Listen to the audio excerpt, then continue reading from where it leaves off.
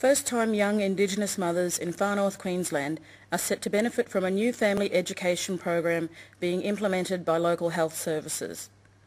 The Australian Nurse Family Partnership Program is part of the federal government's commitment to closing the gap for life expectancy and to improve infant mortality rates for babies in remote areas. Therese Rain, Prime Minister Kevin Rudd's wife, and the First Ladies from the Pacific Islands visited Wuchopperen Health Services in Cairns during the Pacific Islands Forum.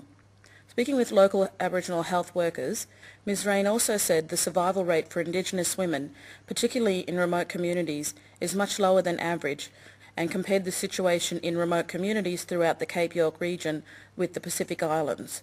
Some of the same issues that the Pacific Islands face, which is you have people who are living on tiny little islands with no transport, and how do you get them to care, and what kind of care is best, and do you take them out of the communities to give birth, or do you send a school birthing attendant in?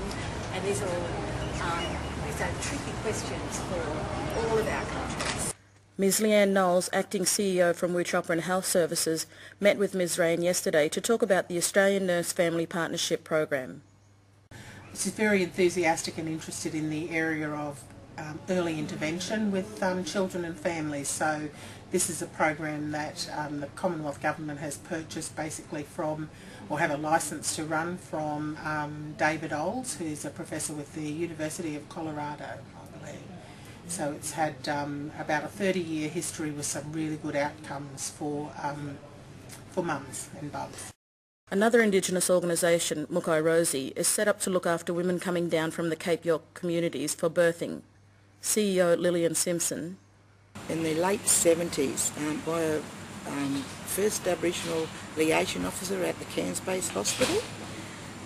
She first saw the ladies coming through and the children coming through from the Cape communities to the Cairns-based hospital.